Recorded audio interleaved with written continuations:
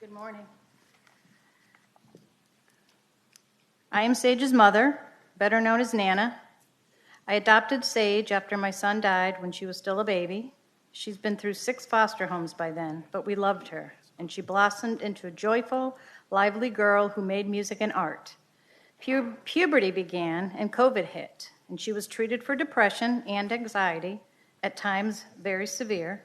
Her teachers shared any concerns with me so her treatment could be adapted. The transparency ended in August of 2021 when Sage started high school. She started a public high school, and she told me that all the girls there were bi, trans, lesbian, emo, and she wanted to wear boys' clothes and be emo. Because I saw it as just a phase, it was fine with me. But at school, she told them something different. She was now a boy named Draco with male pronouns. Sage asked the school not to tell me, and they did not tell me, even though I informed them of her mental health history and medication. If I had known, this would be a much different story. She was terribly bullied. No one told me, but boys followed her, touched her, threatened violence and rape. Something happened in the boys' bathroom, but for 2 days, the school told me nothing. They kept meeting with Sage alone, and she became so distraught, they called me to pick her up. That evening, I found a hall pass labeled Draco, and Sage told me she was identifying as a boy, and that her counselor said she could use the boys' bathroom. She'd been jacked up against the wall by a group of boys. She was crying, terrified. I said, just stay home, we'll figure it out. That was my last conversation with Sage for 5 months. The night she ran, she thought to a young friend she'd met online. She left a note saying she was scared of what would happen if she stayed. The sheriff, FBI, search dogs were called in. I dropped to my knees in prayer. 9 days later, the FBI found her in Baltimore. My baby had been lured online, sex trafficked by DC, then Maryland. She was locked in a room, drugged, gang raped, and brutalized by countless men. It was night. The FBI told us to pick her up in Maryland the next morning. We packed our cars with blankets and stuffed animals and arrived by 8 a.m. But we were told we couldn't see her and were summoned before Judge Robert Kershaw late that afternoon. They didn't even tell Sage that we came for her.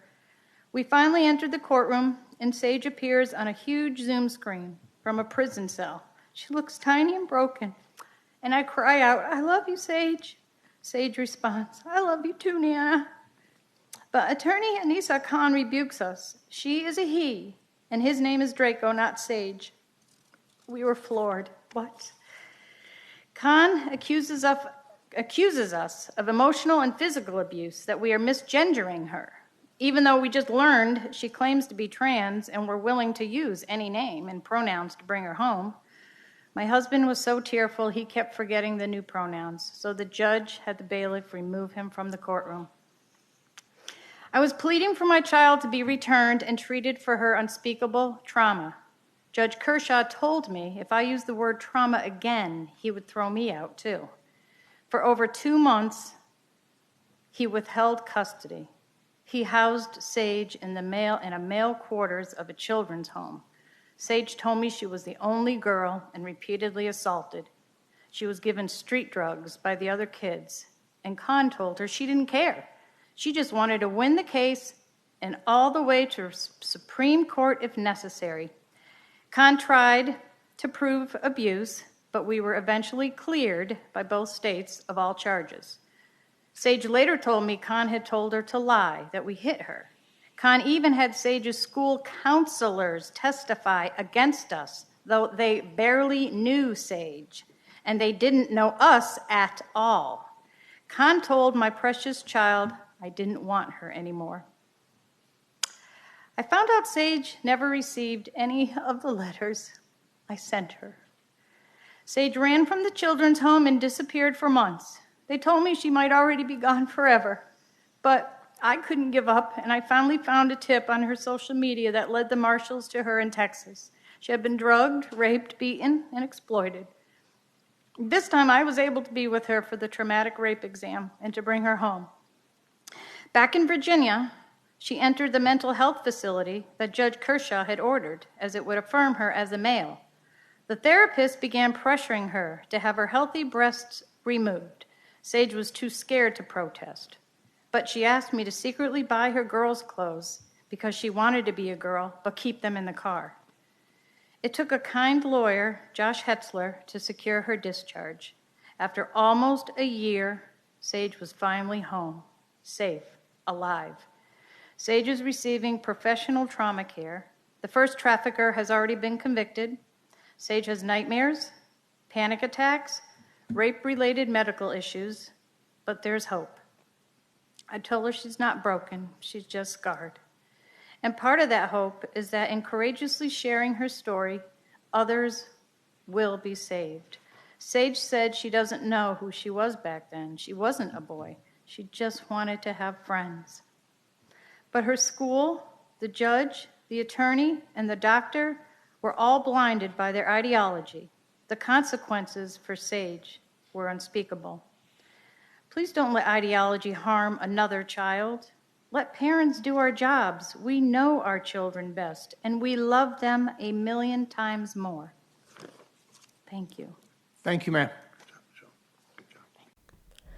Nobody joins a cult. You join a self-help group, a religious movement, a political organization. They change so gradually, by the time you realize you're entrapped, and almost everybody does, you can't figure a safe way back out. Deborah Layton, survivor of Jim Jones' People's Temple cult. Colette Colfer describes gender ideology as being more akin to a religion, and as a scholar who has lectured on world religions for over 16 years, her description of gender ideology not only holds credibility, but also offers far more goodwill than some directly impacted by its worldwide acceptance might give. This is partially because, as she notes in her article, Ninian Smart's quote, "God is real for Christians, whether he exists or not," very much applies. However, unlike many religions, which allow observers and outsiders to interact without being forced to believe, gender ideology has encroached into what is supposed to be atheist organizations. Namely, it crosses the barrier between church and state. Colfer notes that people from all these religions and belief systems permitted me to enter their worlds with no compulsion on me to participate or to believe. Yet today in Ireland, when it comes to gender identity theory, it is becoming difficult to adopt the phenomenological perspective, as there is increasing pressure to accept this theory uncritically. Although there is no concept of the divine in gender identity theory, there are elements that could be considered religious.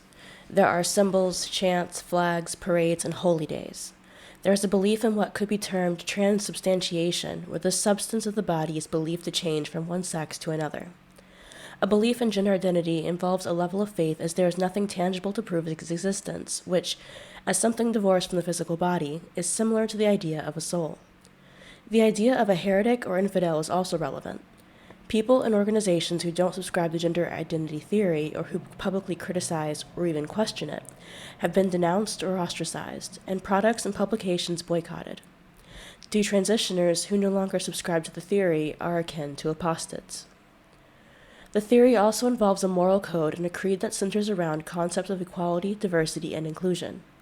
There is a clergy in the form of people from organizations who promote the theory and who give sermons and training and workshops. Some people signal their adherence to the theory by using certain words or phrases or by including pronouns such as he/him in email signatures or on online public profiles. When Colfer criticizes this religion, she does not criticize the belief itself, but rather the way that it is becoming embedded at the government level and what appears to me to be an increasing compulsion to believe. While I appreciate her scholarly approach and desire to offer respect to various belief systems, I do not believe that any religion or cultural practice is above reproach. Even if gender ideology was not becoming a new majority belief with great impact on government or women's rights, I would still object to it due to the homophobia, misogyny, and racism that it is built upon. Arguing that femininity is what makes a woman, namely aspects which can be bought and behaviors that are forced onto women as a result of their sex, is misogynistic and implies that all the women around the world who are oppressed because they are female therefore choose their oppression since they don't identify out of womanhood.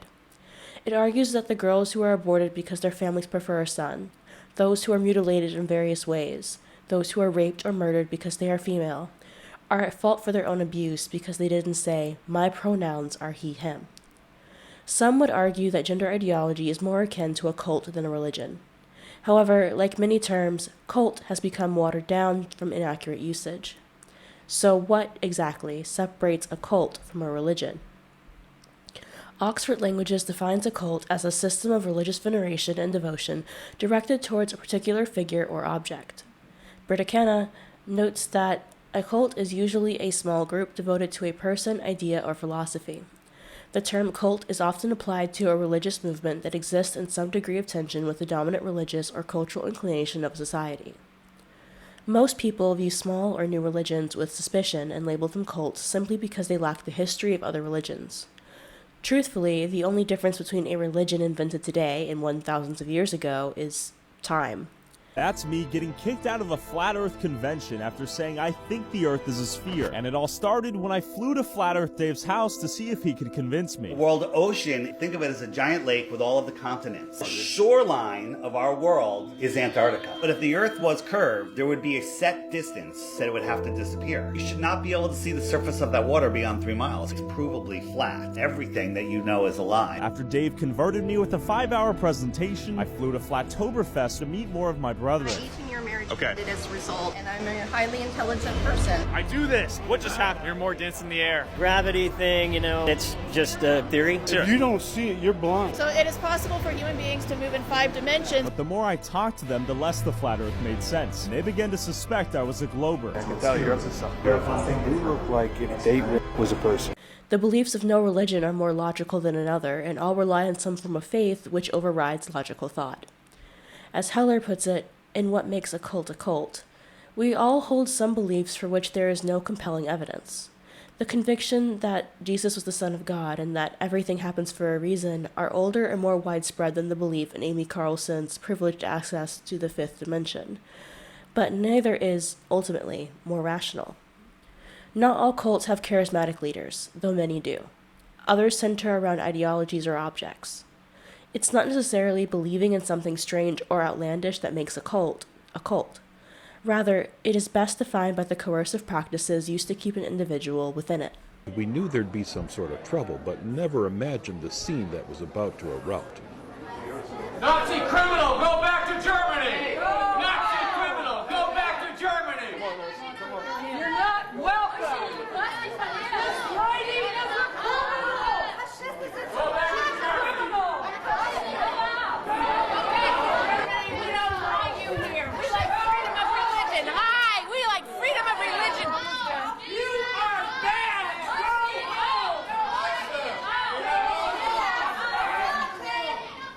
Come on, Mark, let us go.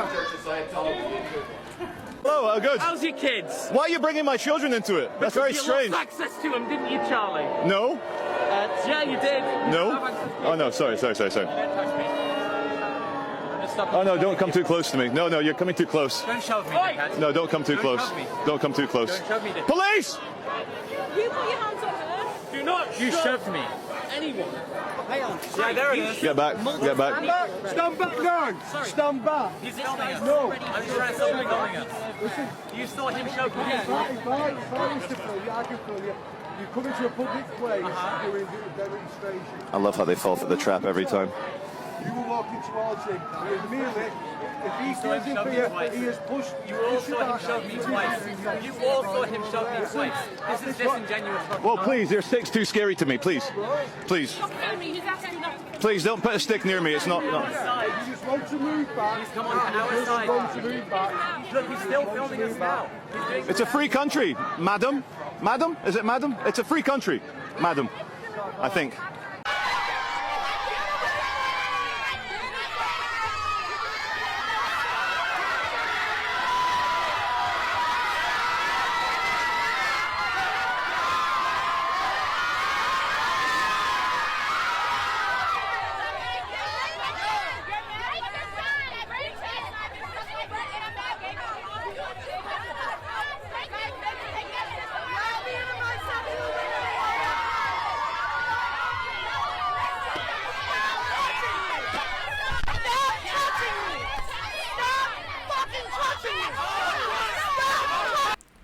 Some liken this to brainwashing. However, despite the lasting hold of brainwashing on the public imagination, the scientific community has always regarded the term with some skepticism. Civil rights organizations and scholars of religion have strenuously objected to using an unproven and unprovable hypothesis to discredit the self-determination of competent adults. Attempts by former cult members to use the brainwashing defense to avoid conviction for crimes have repeatedly failed. Methods of coercive persuasion undoubtedly exist, but the notion of a foolproof method for destroying free will and reducing people to robots is now rejected by almost all cult experts. In other words, mental coercion does exist, but adults with all their faculties still retain enough autonomy to be able to know better than to commit crimes. They simply choose to justify immoral behavior, such as murder, or in most cases, abuse or harassment.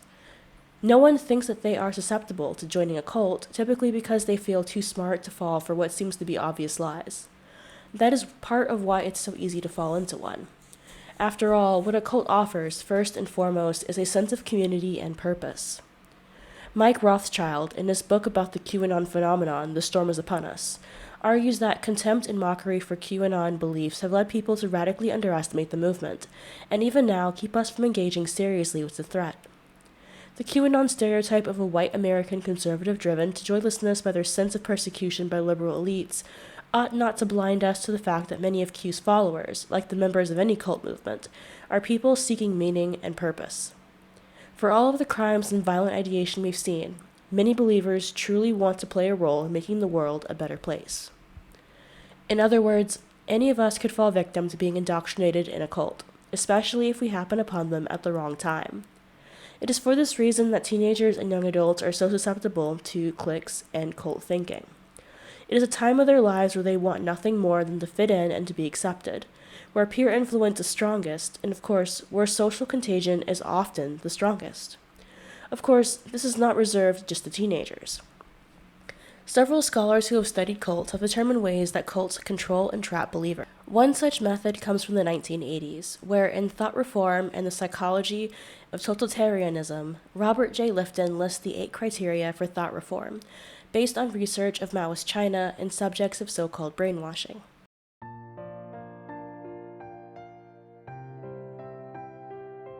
Dr. Olson had a decision. You are in the perfect place to start on blockers. And she promises to begin giving her estrogen, female hormones, in 2 years. Around 13. That's what I think. Yes, you're not going to develop breast buds on the blockers, but you're not going to wait until 16 to start. You know that, okay? Josie received the blockers as an implant in her arm. It's okay if you cry. So with all the bravery she could muster, You're going to feel a little bit of a... Josie held on tight as another chapter opened in this young girl's life. A lot of times it strikes me that had this happened just 20 years ago, Thank you. I wouldn't have been able to give her blockers, and she would have had to go through male puberty. That terrifies me. What actually happens if you take puberty blockers at the age of 12, 13? Let's actually have that conversation. Well, the age you take it on is absolutely crucial, actually, because, for example, if you take puberty blockers in advance of starting puberty, and then you go on straight away from that and transition into cross-sex hormones, your body is still technically in a pre-pubescent state. And so what that can lead to is, for example, infertility. And this is happening more and more, actually. So I think the age is crucial, and we're finding, actually, that younger and younger children are being offered these puberty blockers because the message is, we want the transition to be as smooth for you as possible, so let's halt things as early as possible. But that can have significant ramifications, particularly if people later change their mind.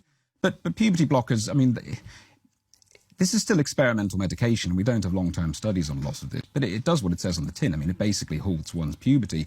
What we don't know from the data in the studies, because it hasn't been around long enough, is the long-term effects. Although I read a study recently suggesting that puberty blockers are causing potentially untold developmental issues for these young people, whether it's to do with their bone growth and development or even potentially their brain development. Well, I mean, look, that makes complete sense because when you go through puberty, your bones thicken and they become stronger, your muscles develop, both male and female. So if you're putting puberty blockers in, don't you effectively have the body of a child for the rest of your life? Well, again, it depends, if you come off them, the expectation is that you will resume a normal puberty. Now, I would always question what that is, because if we have interfered with the body's natural function, you can never say that they have then gone through a natural puberty, because they simply haven't. But yes, for many of them, depending on how long they've been taking it, etc., it can potentially affect their bodies overall in terms of how they develop. Number 1. Milieu control is a tactic used within groups to isolate members from society and deepen connections with their associates. It involves the use of controls to shape the environment people interact in, and to dictate the terms of communication within and without the group. A variety of tools can be used for this purpose, including specialized slang and protocols to link group members through a common language and dogma. Examples, as noted by ourduty.com, include deliberately withhold and distort information, example, that's fake news, forbid you from speaking with ex-members, detransitioners, and critics, discourage access to non-cult sources of information, no platforming, calls to defund or shut down newspapers, protesting or banning research on rapid onset gender dysphoria, divide information into insider versus outsider doctrine, sleep deprivation, example, being too online, restrict or control sexuality, homophobia, calling lesbians vagina fetishists, generate and use propaganda extensively, example, TERFs must die, gaslight to make you doubt your own memory, and encourage you to spy and report on others' misconduct, example, call out culture.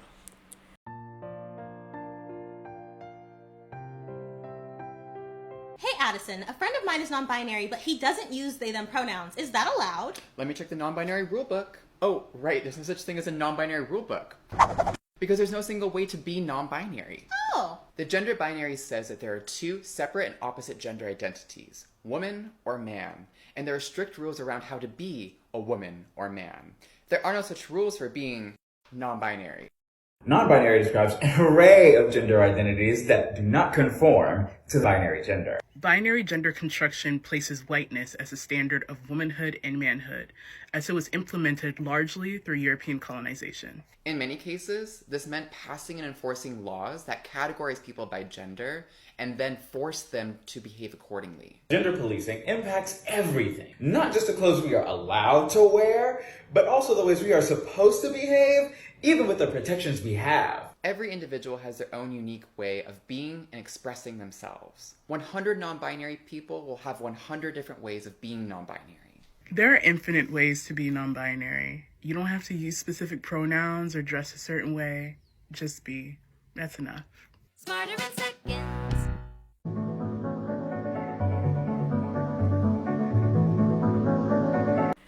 Mystical manipulation is defined as secretly orchestrated events being presented as divine spontaneous acts.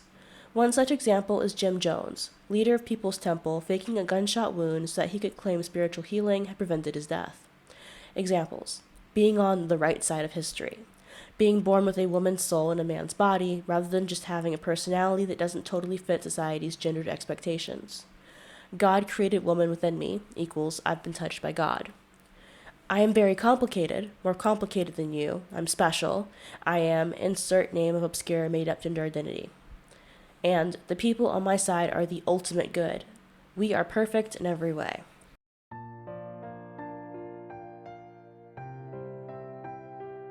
This comment reads, a lot of creators are saying that the US is on step 7 of a trans genocide. As a genocide historian, how bad do you think the current situation is?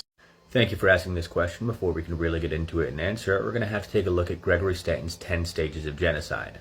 Those 10 stages being classification, symbolization, discrimination, dehumanization, organization, polarization, preparation, persecution, extermination, and the 10th stage of genocide is denial. The 7th stage of genocide is preparation, and it's in this stage that perpetrators use euphemisms such as the Nazis' phrase, the final solution, to cloak their intentions. They seek to create fear of the victim group, building up armies and weapons for their eventual attack. The constant aura of fear that conservatives are trying to build up around trans people in sports, in bathrooms, etc. is a clear manifestation of the 7th stage of genocide. Right, we also have very clear manifestations of all of the preceding stages, from polarization all the way back to classification. Right, the one problem that I have with Stanton's 10 Stages of Genocides is that it's built using genocides like the Holocaust as a model. And so it treats mass extermination, as in the Holocaust or the Rwandan genocide, as the ultimate manifestation of genocide. But the UN's Convention for the Punishment and Prevention of the Crime of Genocide lists out 5 different ways in which a genocide can be carried out. And mass killing is only one of those 5. So while we are in the 7th stage of Gregory Stanton's 10 Stages of Genocide, I would also put forth that what is happening right now still fits the definition of genocide. Things can just get a lot worse than they are right now. This claim that trans people are in some kind of stage of genocide is one of the most disrespectful claims that I've ever heard on this app, so I'm about to debunk it. First of all, these stages can happen in any order, so I don't know where y'all are getting you're on stage 7. You have absolutely no proof that they are planning this. Number 1, classification, you've divided yourselves. You haven't been forced to wear any symbols, in fact, you've given yourselves a symbol. In the United States, no one stops you from going in any businesses or sitting on park benches. Sure, some people don't like you, but you can't claim that's dehumanization, because, in fact, the media has propped y'all up. They're not excluding you, they're putting you on a pedestal. No one's dragging you out of your homes and putting you into camps. No one's denying you anything because of your identity. To say these things are happening to trans people is disrespectful to Jewish people. Many of these bills in question are protecting minors, and suicide is not the same. Demand for purity, as discussed on Recovering Agency, a website for ex-Mormons, refers to how purity is expected, even necessary, to remain a part of the group. And since remaining a member is tied up with a whole lot of other pressures, such as existence and induced phobias, the demand for purity is very profound and intense. It is important that these standards are held impossibly high, so that members are never able to reach that goal of what they should be, and as such, they never feel as if they measure up. The goals themselves are presented as possible to attain in this life or maybe some other one, and thus the standards never become suspect, only the member who is not meeting them. Example: Trump is good, anyone else is evil. Or Brexit is good and remaining is evil, or vice versa. Or men are good, women are evil, or women are good, men are evil. Trans equals good, cis equals evil. Or non-believers are responsible for whatever happened to trans person.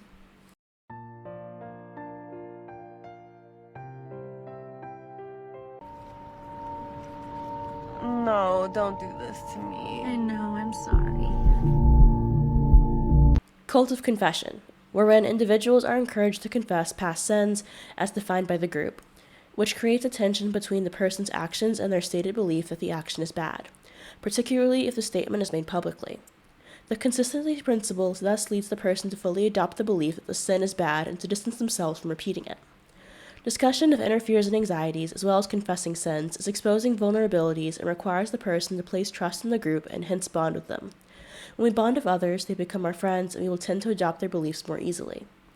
This effect may be exaggerated with intense sessions where deep thoughts and feelings are regularly surfaced.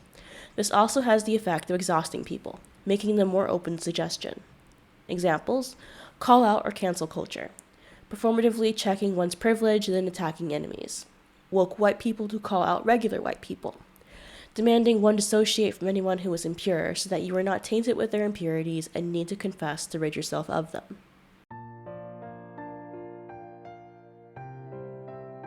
Trans people have existed all throughout history, and since I've been playing a lot of Red Dead, let's discuss the most famous trans icon of the Wild West, Harry Allen. From a young age, Allen refused to wear dresses or skirts and instead dressed in men's clothing. He also learned skills typical of a man at the time, such as corralling and shooting. Allen was also infamous for starting and ending saloon fights. He was a ladies' man, often pursuing multiple partners at the same time. Harry had many run-ins with the law and was once arrested for selling alcohol to an indigenous person. In jail, Harry was offered an ultimatum: dress in women's clothing or be locked in solitary confinement. He refused to conform. I think the most surprising part of this was how supportive his mom was for Allen's whole life. She supported his decision to dress how he liked, and she referred to him as his chosen name, and anytime he was arrested, she was right there to demand his release. Harry Allen is only one of these stories from the Wild West. There's plenty of LGBTQ icons who lived in this time. So if you're interested in more of these or LGBT plus history as a whole, drop a follow, check out the playlist, and maybe suggest a story for me to cover.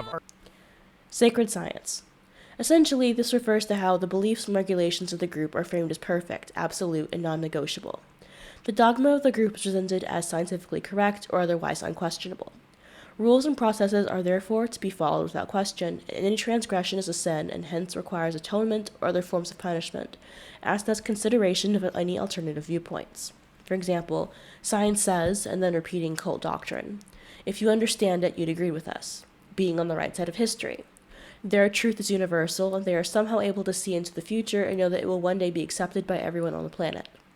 Saving/transing the dead. For example, making people who existed in the past members of the group.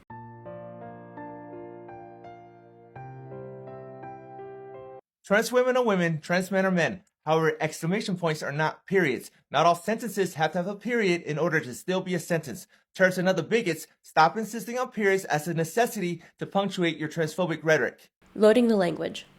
This refers to how new words and language are created to explain the new and profound meanings that have been discovered.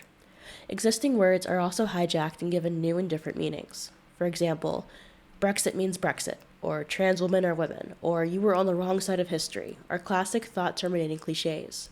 They mean absolutely nothing and yet behave as if they are the final word on the subject. The words gender or trans act as a kind of magic for many. The labels purify anyone who takes them on instantly, signifying them as beyond criticism. The concept of misgendering or deadnaming. These are also induced phobias seen as challenges to the person's very existence. Using the wrong pronoun is a magical act of violence which can literally, physically harm a person. And women are pregnant people, vagina havers, bleeders, etc. You must use these words in order to respect believers. If you don't, there will be some kind of magical act of violence meted out to the believer.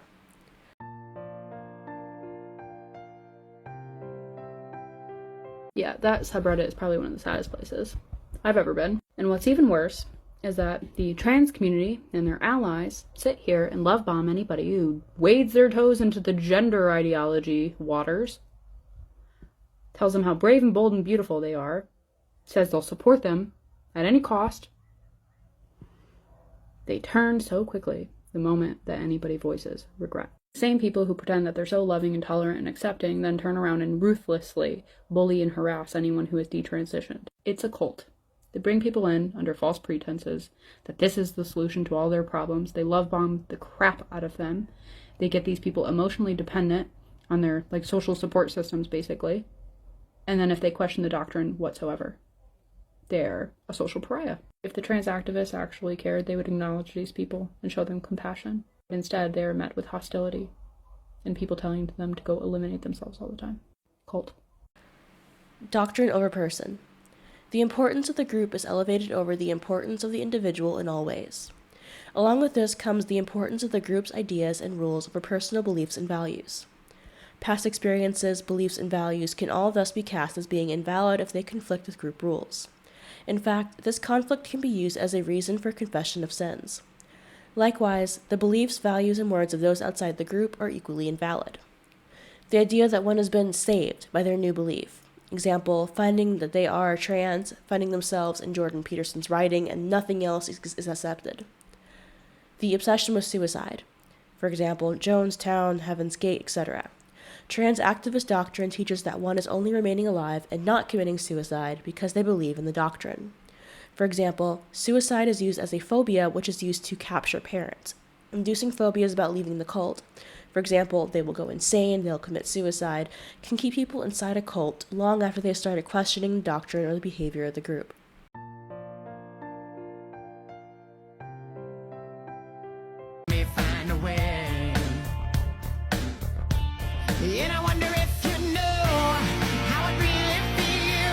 Dispensing of evidence. There's a very sharp line between the group and the outside world. Insiders are to be saved and elevated, whilst outsiders are doomed to failure and loss, which may be eternal. Who is an outsider or insider is chosen by the group. Thus, any person within the group may be damned at any time. There are no rights of membership except, perhaps, for the leader.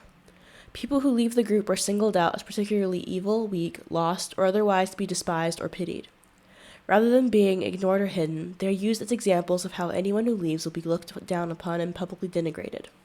People thus have a constant fear of being cast out, and consequently work hard to be accepted and not be ejected from the group. Members who try to persuade the person to leave are doubly feared. Dispensation also goes into all aspects of living within the group. Any and all aspects of existence within the group is subject to scrutiny and control. There is no privacy, and ultimately, no free will. Any criticism of the doctrine is an act of violence enacted upon the believer's very existence. You do not have the right to debate my existence. The labels Ramoners, feminazis, TERFs, the 1%, the elites, even Nazis, identify people as legitimate targets of hate/violence who must be eliminated. Detransitioners or people who regret transition do not exist, or they were never really trans in the first place. Another popular metric for determining if a group is a cult is Stephen Hassan's BITE model. The BITE model stands for Behavior, Information, Thought Control, Emotional Control. The BITE model does require every criteria to be met, but rather, much like psychological diagnosis, only requires some. The more criteria present under each component, the more controlling the destructive relationship or group is determined to be. Stephen Hassan holds a special level of credibility as not only is he a longtime scholar in the field, but he was actually in a cult, offering a perspective that few have on how they work. Behavior. Promote dependence and obedience. Modify behavior with rewards and punishments. Dictate where and with whom you live. Restrict or control sexuality. Control clothing and hairstyle. Regulate what and how much you eat and drink. Deprive you of 9 or 7, 8 hours of sleep. Exploit you financially. Restrict leisure time and activities. Require you to seek permission for major decisions. Genital preferences are transphobic. Have a threesome, you and a blunt. I love your titties cause they prove I could focus on 2 things at once. The criteria the trans movement meets includes promote dependence and obedience. Gender identity often takes over an entire friend group, which means that any deviation or decision to go against gender identity is rewarded with the threat of losing all your friends.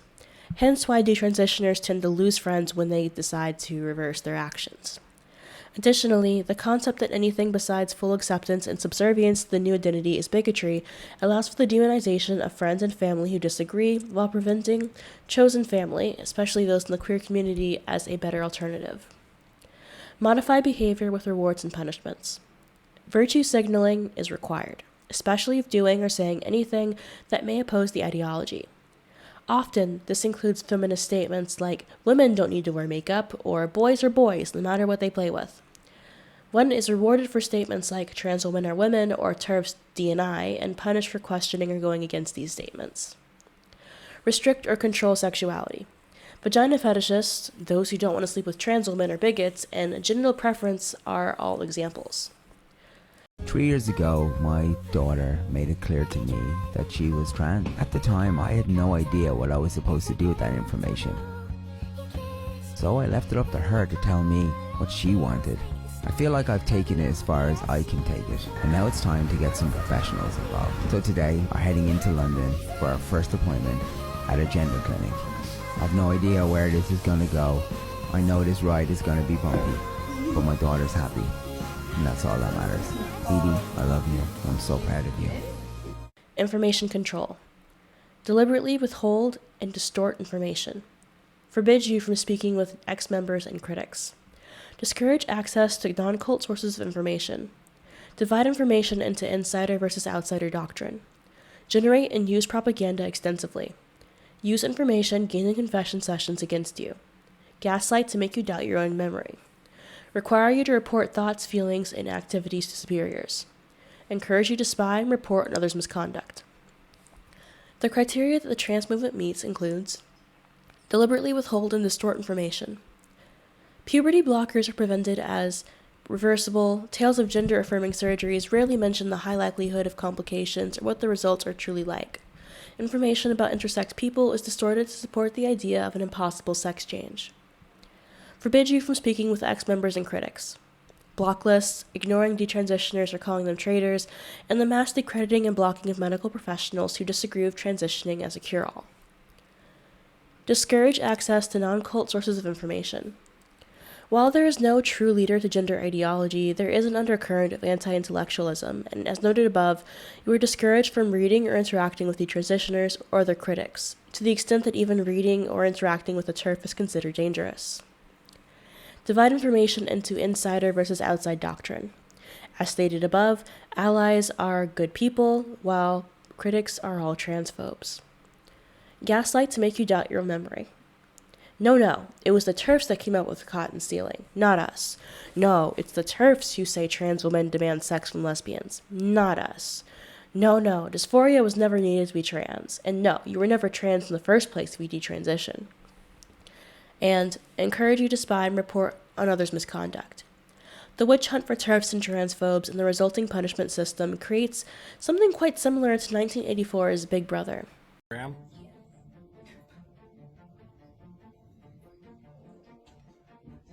Hello, my name is Lindsey Graham, and I am a cat. Meow, meow. I'm not a woman dressed as a cat. I am a cat. By show of hands, I'm curious, how many of you believe and confess that I'm a cat? Great. By show of hands, I'm curious, how many of you believe that your child or a child from this school would believe that I'm actually a cat? No one. You are right. Why? Because you are not stupid, and these children are not stupid. Truth prevails over imagination. Reality exists. Discernment is innate and something we are biologically wired to have. One look at me and you know this to be true. I am a woman posing as a cat. You may also think correctly that if I truly believe I'm a cat, I have a mental disorder. If I suffer from a mental disorder, and if I am unable to discern reality, am I safe to be around children? Would you put me in charge of making critical decisions about the safety and well-being of children? And about the direction of their education when I cannot even discern truth from fiction? Confession. I'm not actually a cat, guys, just because I say I am. You've not agreed to or committed to addressing me as a cat simply because I demand it. No tail, whiskers, or outfit makes me a cat, just like no lipstick, high heels, or long hair makes him a man, a woman. It is just as biologically impossible for me to become a cat as it is for a man to be a woman. And you have one job as members of this school board, and it's defined as this. School board members are responsible for broad, forward-thinking, minute analysis and decisive action in all areas that affect students and staff in their schools. I ask you, do you believe that the actions of a grown man playing dress-up as a woman affects the students and staff positively or negatively? A public school is not the place for social experiments in altered realities or gender ideologies. It is not the place to celebrate a grown man with a mental illness, dressing as a woman, and teaching kids lies. Children come to school to learn facts and truths about reality, including unchanging biological truths about science and nature, not to learn that they can change biological realities and become anything they want in the name of diversity. What you're actually doing is worse than just lying to our kids. You're forcing them to be participants in your lie, in your charade. You're forcing them to deny what they see with their eyes, and you're forcing them to speak lies. I ask you again, am I a cat? And if you say no, then the mindset must be aligned with your discernment across the board. By allowing a falsity to be displayed and paraded around the school, you teach children that truth is not existent, facts are not real, and biology is a lie. You fail at your job, your only job, by confusing children and teaching them untruths and to coddle a grown man playing dress up as a woman.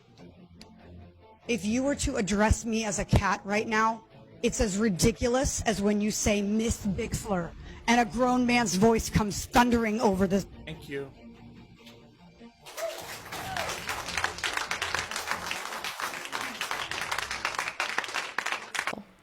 Instill black versus white, us versus them, and good versus evil thinking. Change your identity, possibly even your name. Use loaded language and cliches to stop complex thought. Induce hypnotic or trance states to indoctrinate. Teach thought-stopping techniques to prevent critical thoughts. Allow only positive thoughts. Use excessive meditation, singing, prayer, and chanting. Reject rational analysis, critical thinking, and doubt.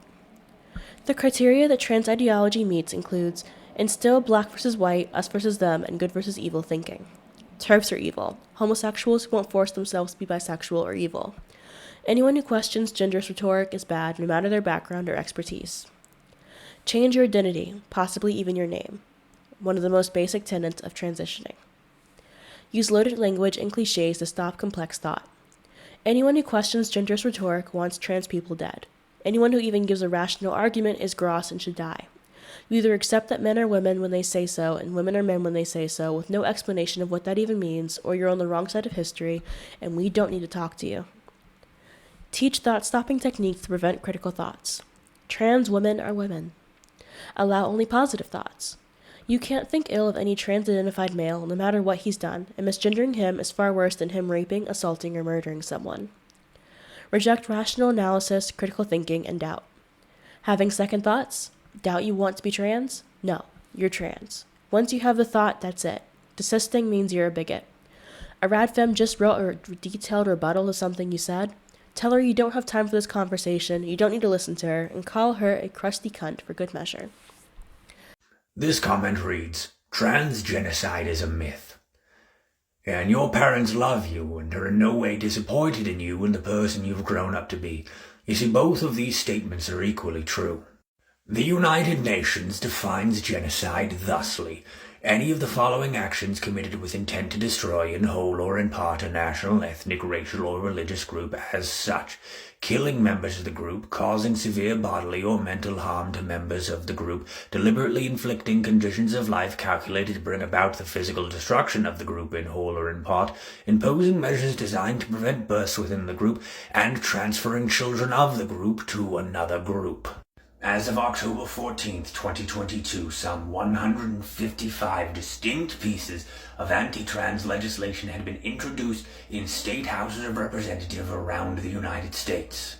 Many of those pieces of legislation are explicitly designed to deny trans people safe and ready access to public spaces, as well as medical care, both in general and specifically gender-affirming care.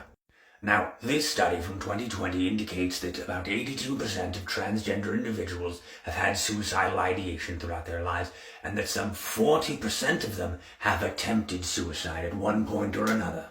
And then this study, conducted by the Harvard T.H. Chan School of Public Health, indicates that access to gender-affirming care drastically reduces the rate of suicide amongst transgender youth. Now, I don't know what you personally would consider denying people access to life-saving medical care, but I would consider it deliberately inflicting conditions of life calculated to bring about the physical destruction of the group in whole or in part, and causing severe bodily or mental harm to members of the group. That's two subcategories of Article 2 of the 1948 UN Convention for the Punishment and Prevention of the Crime of Genocide. And with all this in mind, the only logical conclusion we can draw is that the United States of America is currently engaged in a genocide of transgender individuals. Anyway, your parents still don't love you, and this whiskey is delicious. Have the day you deserve.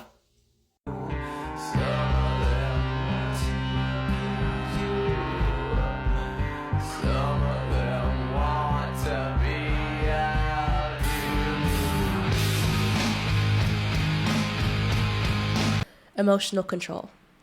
Instill irrational fears, phobias of questioning or leaving the group. Label some emotions as evil, worldly, sinful, or wrong. Teach emotion-stopping techniques to prevent anger, homesickness, and other unwanted feelings. Promote feelings of shame, guilt, and unworthiness. Shower you with praise and attention. Threaten your friends and family. Shun you if you disobey or disbelieve. Teach that there is no happiness or peace outside the group.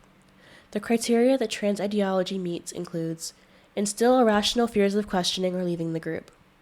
Detransition or dissociate with a genderless group, you're a bigot. Question the group, you're a TERF and will be attacked and shunned. Promote feelings of guilt, shame, and unworthiness.